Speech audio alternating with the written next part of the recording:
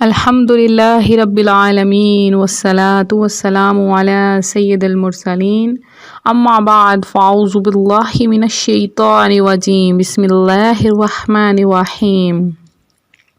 اللہ کے نام سے شروع کرتی ہوں جو بہت ہی مہربان اور نہایت ہی رحم کرنے والا ہے۔ روحانی وظائف چینل کی طرف سے تمام ویورز کو السلام علیکم ورحمۃ اللہ وبرکاتہ۔ میں اپنا چینل روحانی وظائف کے ساتھ آج آپ کی خدمت میں جمعۃ المبارک کا ایک ایسا وظیفہ لائی ہوں کہ جس کے برکت سے آپ کے لیے آسمان کے فرشتے رزق لے کر آئیں گے اور اللہ تبارک و تعالی کی ذات آپ کو وہ عطا فرما دے گی جو آپ کے دل کی برسوں کی خواہش ہے۔ تو یہ کتنا پیارا وظیفہ ہے، آپ نے یہ ضرور کرنا ہے۔ اس وظیفے کی برکت سے آپ کی زندگی میں خوشیاں آئیں گی، بہاریں آئیں گی، تمام بدقسمتیاں ختم ہو جائیں گی۔ تو جو لوگ انتہائی پر یقین ہے کہ اللہ تبارک و تعالیٰ کی ذات انہیں ضرور عطا فرمائے گی، وہ یہ وظیفہ ضرور کریں۔ تو میں اپنا وظیفہ بتاؤں گی، اس سے پہلے میں اپنے تمام نئے آنے والے ویورز سے گزارش کرتی ہوں ہمارا چینل روحانی وظائف ضرور سبسکرائب کریں، بیل آئیکن کا بٹن ضرور پریس کیا کریں تاکہ ہر آنے والی نئی ویڈیو سب سے پہلے آپ تک پہنچ سکے۔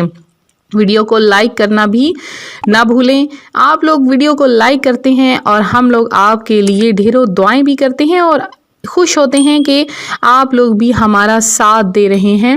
تو نبیوں کی سلطان رحمت عالمیان سردار دو جہاں محبوب رحمان صلی اللہ علیہ وآلہ وسلم کا فرمان برکت نشان ہے، جس نے مجھ پر روز جمعہ 200 بار درود پاک پڑھا اس کے 200 سال کے گناہ معاف ہو جائیں گے۔ تو ہم کتنے خوش نصیب ہیں کہ اللہ تبارک و تعالی نے اپنے پیارے حبیب صلی اللہ علیہ وآلہ وسلم کے صدقے ہمیں جمعۃ المبارک کی نعمت سے سرفراز فرمایا۔ ہم نہ قدرے جمعہ شریف کو بھی عام دنوں کی طرح غفلت میں گزار دیتے ہیں، حالانکہ جمعہ یوم عید ہے، جمعہ سب دنوں کا سردار ہے۔ جمعہ کے دن جہنم کی آگ نہیں سلگائی جاتی، جمعہ کی رات دوزخ کے دروازے نہیں کھلتے۔ جمعہ کو بروز قیامت دلہن کی طرح اٹھایا جائے گا۔ جمعہ کے روز مرنے والا خوش نصیب مسلمان شہید کا رتبہ پاتا ہے اور عذاب قبر سے محفوظ ہو جاتا ہے۔ مفسر شہیر حکیم الامت مفتی احمد یار خان نعیمی رحمۃ اللہ علیہ فرماتے ہیں کہ جمعہ کو حج ہو تو اس کا ثواب 70 حج کے برابر ہے۔ جمعہ کی ایک نیکی کا ثواب 70 گنا ہے۔ جمعہ کے روز گناہ کا عذاب بھی 70 گنا ہے، لہٰذا اس دن چھوٹے بڑے تمام گناہوں سے بھی بچنا چاہیے، جیسے غیبت، چغلی، حسد، بغض، کینہ، ہر چیز کو اپنے دل سے نکال کر بس صبح سے شام کثرت سے درود پاک اور اللہ تبارک و تعالی کا ذکر کرنا چاہیے۔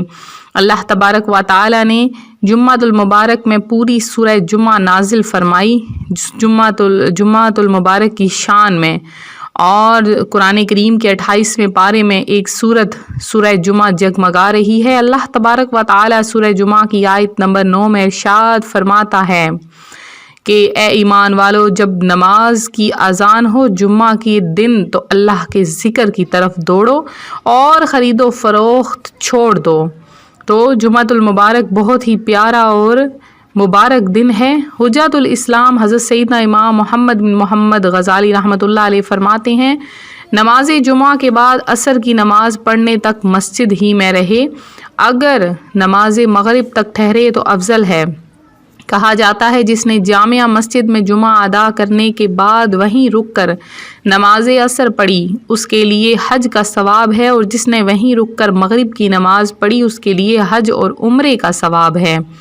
نبی معظم رسول محترم سلطان ذی حشم تاجدار حرم صلی اللہ علیہ وآلہ وسلم کا فرمان باقرینہ ہے کہ جمعہ کا دن تمام دنوں کا سردار ہے اور اللہ عز و جل کے نزدیک سب سے بڑا ہے۔ وہ اللہ عز و جل کے نزدیک عید الاضحیٰ اور عید الفطر سے بڑا ہے۔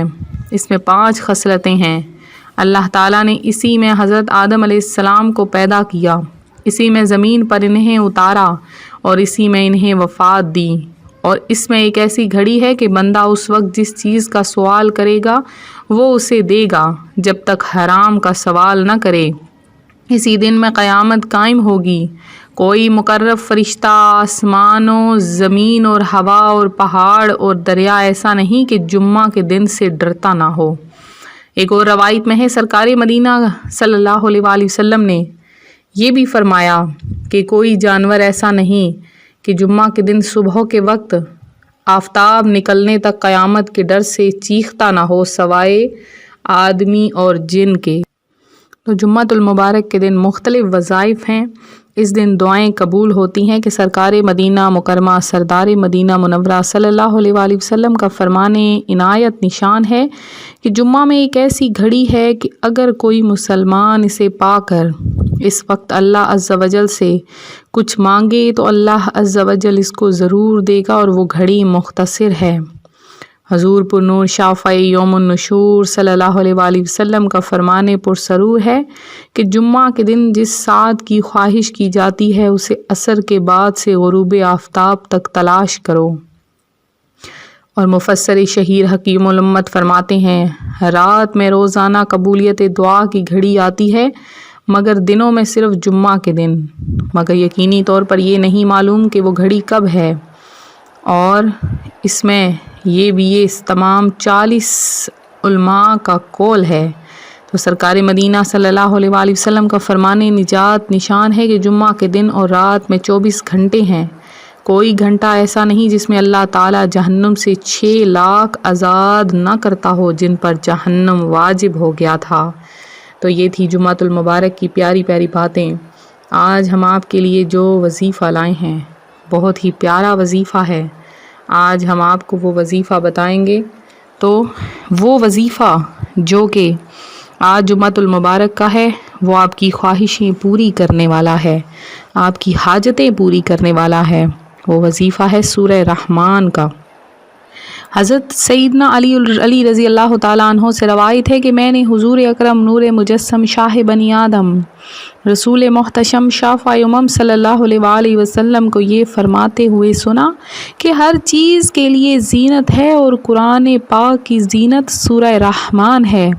سرکار نامدار مدینے کے تاجدار باذن پروردگار دو عالم کے مختار صلی اللہ علیہ وآلہ وسلم نے ارشاد فرمایا کہ سورہ رحمان کے پڑھنے والے کو زمین و آسمان کے فرشتوں میں ساکن الفردوس یعنی جنت الفردوس کا رہنے والا پکارا جاتا ہے۔ حضرت جابر رضی اللہ تعالیٰ عنہ سے روایت ہے کہ سرکار مدینہ صلی اللہ علیہ وآلہ وسلم صحابہ اکرام رضوان اللہ اجمعین کے پاس تشریف لائے اور سورہ رحمان ابتدا سے آخر تک تلاوت فرمائی، سب خاموش رہے۔ پھر آپ صلی اللہ علیہ وآلہ وسلم نے فرمایا میں تم پر یہ کیسا سکوت دیکھ رہا ہوں، میں نے یہی سورت جنوں کی ملاقات کی رات ان پر تلاوت کی تو انہوں نے تم سے انتہائی خوبصورت اور حسین جواب دیا۔ میں جب بھی اس آیت پر پہنچا کہ فَبِأَيِّ آلَاءِ رَبِّكُمَا تُكَذِّبَانِ تو انہوں نے کہا یعنی اے ہمارے رب عز و جل ہم تیری نعمتوں میں سے کسی بھی شے کو نہیں جھٹلاتے ہیں۔ تو کیا ہی پیارا جواب دیا۔ تو جو کوئی سورہ رحمان کو 11 بار پڑھنے سے پڑھ لے گا تو اس کے تمام مقاصد پورے ہو جائیں گے۔ نیز اس سورت کو اس کو لکھ کر دھو کر تلی کی بیماری کے مریض کو پلا دیا جائے تو بہت ہی مفید ہے۔ جن بچوں کا دماغ بہت زیادہ کمزور ہو اگر اسے پڑھ کر پانی پر پھونک کر لگاتار 3 دن پلایا جائے تو ان بچوں کا دماغ بہت زیادہ تیز ہو جاتا ہے۔ تو جمعۃ المبارک کے دن آپ نے جو وظیفہ کرنا ہے وہ کس طرح سے کرنا ہے جس سے آپ کی حاجتیں مرادیں پوری ہوں گی۔